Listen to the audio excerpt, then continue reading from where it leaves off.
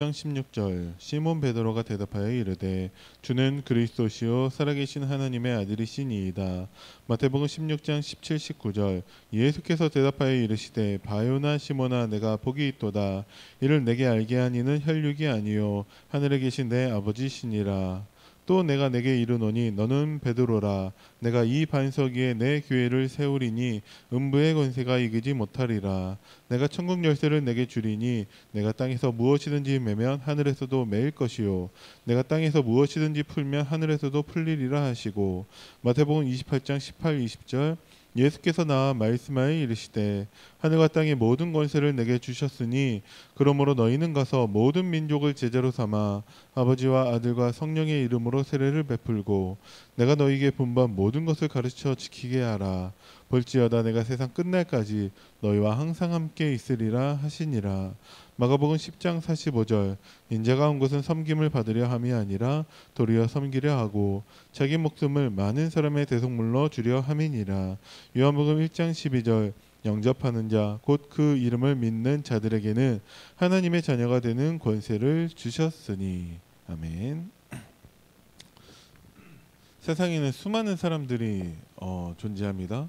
70억 인구 가운데 똑같은 사람은 한 사람도 없어요. 다 다른 모습을 하고 있는 것이죠. 그런데 뭐 그 사람들을 분류를 한다라고 했을 때 여러 가지 기준을 두고서 분류할 수 있겠지만 성공한 사람, 실패한 사람 이렇게 구분할 수도 있을 것 같습니다. 근데 성경은 좀 그 성공과 실패에 다른 기준을 말하고 있습니다. 어떤 기준이냐? 예수님이 우리에게 하신 질문이고 우리가 평생 해야 되는 질문입니다. 너희는 나를 누구라 하느냐? 그 질문을 하고 계세요. 모든 사람들에게. 사람들이 나를 누구라 하느냐? 너희는 나를 누구라 하느냐? 거기에 올바른 대답을 할 수 있다면 그 사람은 성공한 사람입니다. 전 세계 최고 부자라 할지라도 그 질문에 대답할 수 없다면 성공한 사람이라 할 수 없습니다. 왜 그러냐? 반드시 찾아올 수밖에 없는 영적인 문제를 해결할 수 있는 사람은 세상에 그 누구도 없습니다. 어떤 대답을 해야 되냐? 주는 그리스도시요 살아계신 하나님의 아들이십니다. 그때 우리의 성공을 예수님이 말씀을 하십니다. 내가 복이 있도다. 네. 그 복을 누리는 여러분들 되기를 기도합니다. 알고만 있지 말고 이제 누리시기 바랍니다. 어떻게 누리냐? 그 복음을 알고 있는 복음을 나에게 적용하시기 바랍니다. 어떤 것도 문제되지 않는 복음이기 때문에 어떤 것도 여러분은 문제 삼지 말기를 바랍니다. 그럴 수 있냐? 나는 할 수 없죠. 하지만 복음은 모든 문제 해결입니다. 그래서 복음 가지고 있는 내가 문제 삼지 않으면 어떤 것도 문제되지 않아요. 어떻게 그럴 수 있냐? 우리는 기도할 수 있습니다. 기도하면 그 문제 속에 감추어진 하나님의 계획을 발견하게 하십니다. 어제 다락방을 하는데 한 번도 질문을 하지 않은 렘넌트가 드디어 질문을 하기 시작했어요. 카톡을 통해서 다락방 끝나고 나서 카톡으로 스테반이 순교한 후에 왜 흩어졌냐고 그걸 물어보더라고요. 그때 깨달았습니다. 방금 전에 얘기해주고 온 건데 얘기할 때 알아듣는 것처럼 하지만 실제로 잘 못 알아듣는 게 많이 있구나. 그래서 더 천천히 더 정확하게 전달해야겠다라고 생각하면서 그 이유를 전달했습니다. 왜 흩어졌죠? 두 가지를 말씀을 했습니다. 첫 번째, 사도행전 8장 3절에 사울이 뭐하고 있냐? 그 예수 믿는 사람들을 잡아서 옥에 가두는 일을 하고 있었어요. 왜 그랬죠? 그 당시 유대인들에게 예수님은 그리스도가 아니에요. 그 사람들에게는 예수님이 이단이에요. 그래서 예수 믿는 사람은 다 잡아서 감옥에 보내야 되는 거죠. 사울은 그게 맞다고 생각해서 그 일을 하고 있었고, 그래서 그 일을 피해서 다 흩어지게 되었습니다. 근데 눈에 보이지 않는 하나님의 계획은 무엇이죠? 안디옥까지 이르러서도 유대인에게만 복음을 전파하는 이 사람들, 못 말리는 거죠. 그래서 하나님은 다 흩으셔서 이방인들에게 주 예수를 전파하게 하셨습니다. 그게 흩으신 이유죠. 왜 그러냐?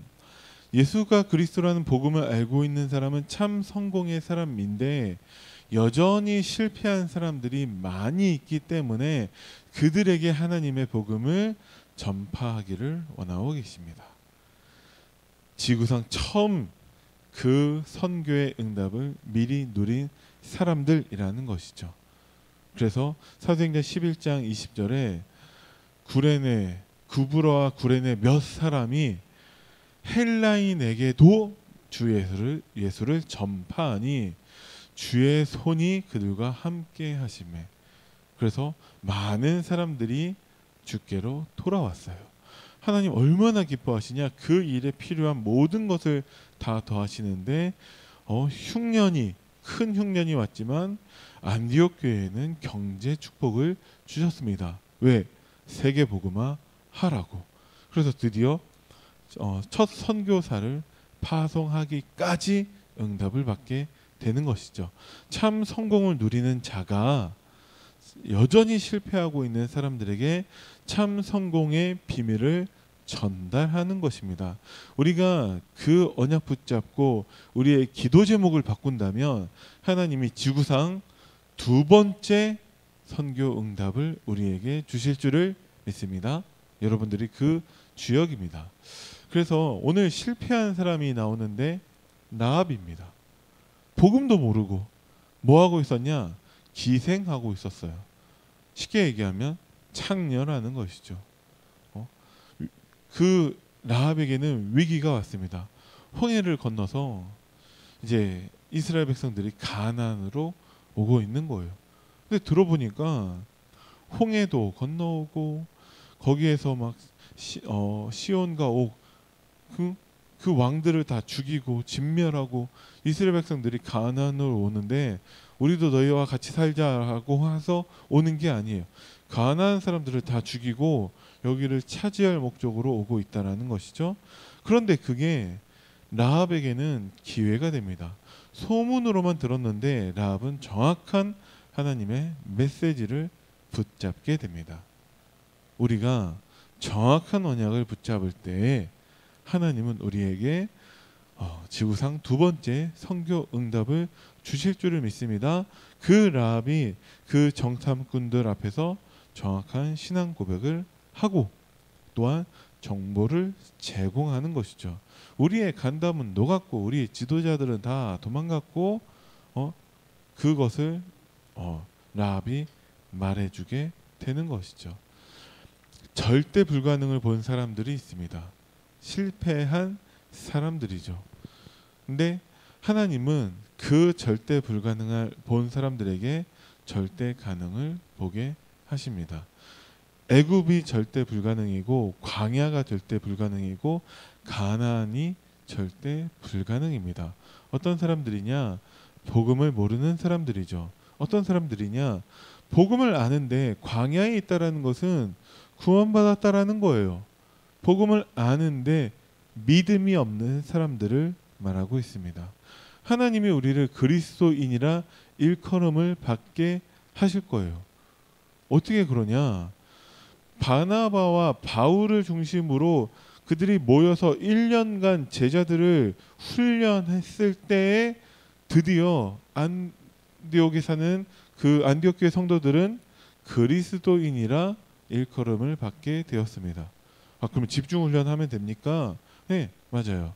집중훈련한 결과 그들이 안디옥에 사는 모든 사람들에게 하나님의 복음을 증거했다는 것입니다. 저 사람들은 그리스도의 복음을 전달하는 사람이다. 복음을 받든 안 받든 그리스도를 구주로 영접했든 안 했든 아는 거예요. 저 사람 저번에 나에게 그리스도의 복음을 전달했다. 모든 안디옥에 사는 사람들이 다 듣게 된 것이죠.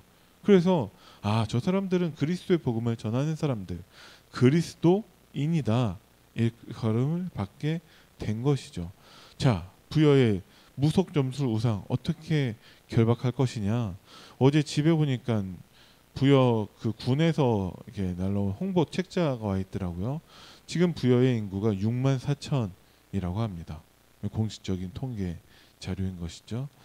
6만 4천 가운데 적어도 6만 3천 거의 한 800명들은 아직 복음을 듣지 못한 사람들이에요. 그 사람들에게 복음 전달할 수 있겠냐? 절대 가능을 본 사람들이 있습니다. 그 애굽의 문제 하나님은 한 사람 언약 붙잡은 한 사람을 통해서 출애굽하게 하셨습니다. 하나님은 홍해가 가로막고 있어도 그 한 사람의 기도를 통해서 홍해를 가르셨습니다.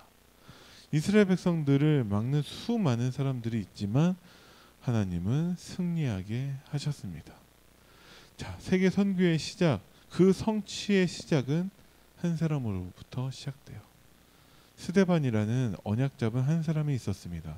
그 사람이 자기에게 주신 복음 안에 있는 미션에 집중했을 때 유대인들에게 복음을 전달했어요. 죽을 것을 알고도 전달했는데 그 스데반의 일로 그 환란으로 인해서 흩어진 사람들이 안디옥까지 이르러 교회를 세웠고 그 안디옥에서부터 하나님은 세계 선교의 응답을 시작하셨습니다. 한 사람 바울을 통해 원래는 예수 믿는 사람들을 잡아서 옥에 가둔 일을 했지만 그 사람이 진짜 예수 그리스도의 복음을 깨닫고 나서는 세계 선교의 주역이 됩니다. 우리가 진짜 절대 가능의 복음 언약을 가지고 있다면 하나님은 우리를 통해서 하실 거예요. 네. 근데 왜 우리에게 응답이 없냐? 언약 붙잡고 출애굽한 사람들은 거의 가나안 땅에 들어가지 못했습니다. 우리가 구원받았지만 어쩌면 우리가 세계복음화의 그 응답을 다 누리지는 못할지 몰라요. 하지만 하나님은 렘넌트를 통해서 반드시 세계복음화를 이루실 것입니다. 그럼 우리는 그 렘넌트에게 정확한 복음을 전달하는 것이죠. 그때 하나님의 역사가 나타나는데 하나님은 피제사 언약 붙잡았을 때 출애굽하셨고 하나님은 10가지 기적으로 역사하셨습니다. 홍해바다 앞에서 너희는 가만히 서서 오늘 여호와의 구원을 보라고 모세가 말한 대로 하나님은 이스라엘 백성들을 구원하셨습니다. 언약에 따라갔을 때 하나님의 언약을 붙잡은 그 한 사람을 통해서 하나님은 요단을 가르시고 여리고를 무너뜨리게 하시고 아모리 연합군과의 전쟁에서 승리하게 하시고 아낙 산지를 점령하게 하셨습니다.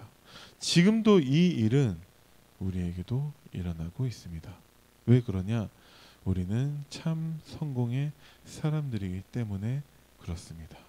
그래서 언약 잡은 라합은 본인이 구원받았고 또한 그 가문이 구원받고 더 나아가 라합은 예수님의 족보까지 이름을 올리게 됩니다. 그러면 언약을 붙잡을 때 우리에게 어떤 응답이 일어나냐? 하나님은 참 선교의 응답을 누리게 하십니다. 우리로 말미암아 세계 모든 사람들이 다 복음을 듣게 될 것입니다. 아버지와 아들과 성령의 이름으로 세례를 받고 우리와 같은 정확한 복음을 전달하는 제자로 재생산될 줄을 믿습니다. 그래서 이미 알고 있다면 여러분들이 그 복음을 이제는 실제로 누리시기 바랍니다. 나에게 적용하는 늘 복음이 생각날 수밖에 없는 그 비밀을 찾으시기 바랍니다. 정말 기도를 하실 거라면 여러분들이 시간부터 정하셔야 됩니다. 어제 그 렘넌트하고 매일 잠들기 전에 기도하고 있냐? 매일 하고 있다. 다른 렘넌트하고도 전화로 다락방하고 있는데 그 시간을 정해서 하고 있냐? 매일 밤과 아침에 일어났을 때 기도 수첩을 통해서 하고 있습니다. 라고 하고 있더라고요. 네. 여러분들이 진짜 전도를 하고 싶다면 구체적으로 준비하시기 바랍니다. 누구에게 전할 것인지, 어떻게 전할 것인지, 무엇을 전할 것인지 여러분들이 준비를 하시기 바랍니다. 지금 알고 있는 사람들도 우리는 전해야겠죠. 과거에 알고 있던 사람들은 더 쉬워요. 왜? 그 사람에 대한 영적 분석이 다 돼 있어요. 그 사람을 다 경험해 봤다는 거죠. 뭐가 문제인지 알고 있습니다. 미래에 만날 사람들에 대해서도 우리는 준비를 해야 됩니다. 하나님이 요셉에 대해서 어떤 준비를 하게 하셨냐? 꿈을 꾸게 하셨어요. 도대체 그게 무슨 상관이 있는 건지 몰랐지만 감옥에서도 하나님은 꿈을 해석하게 했었고 왕 앞에 섰을 때 꿈을 해석하게 했습니다. 하나님이 미리 준비하게 하신 것이죠. 마찬가지입니다.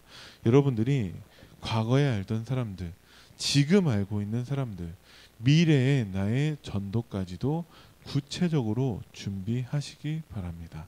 그러면 실패한 사람들을 살리는 참 성공의 사람으로 쓰임 받게 될 줄을 믿습니다. 기도하겠습니다. 살아계신 하나님 은혜를 감사드립니다. 실패하고 있는 사람들에게 참 성공의 비밀인 그리스도의 복음을 증거할 수 있도록 내가 먼저 구체적인 준비를 하게 하옵소서. 하나님의 정확한 언약 붙잡고 이제 믿음의 기도를 시작하게 하옵소서. 감사를 드리며 우리 주 예수 그리스도 이름으로 기도드립니다. 아멘. 하늘에 계신 우리 아버지여, 이름이 거룩히 여김을 받으시오며 나라의 임하옵시며 뜻이 하늘에서 이루어진 것 같이 땅에서도 이루어지이다. 오늘날 우리에게 일용할 양식을 주옵시고 우리가 우리에게 죄 지은 자를 사하여 준 것 같이 우리의 죄를 사하여 주옵시고 우리를 시험에 들게 하지 마옵시며 다만 악에서 구하옵소서. 나라와 권세와 영광이 아버지께 영원히 있사옵나이다. 아멘.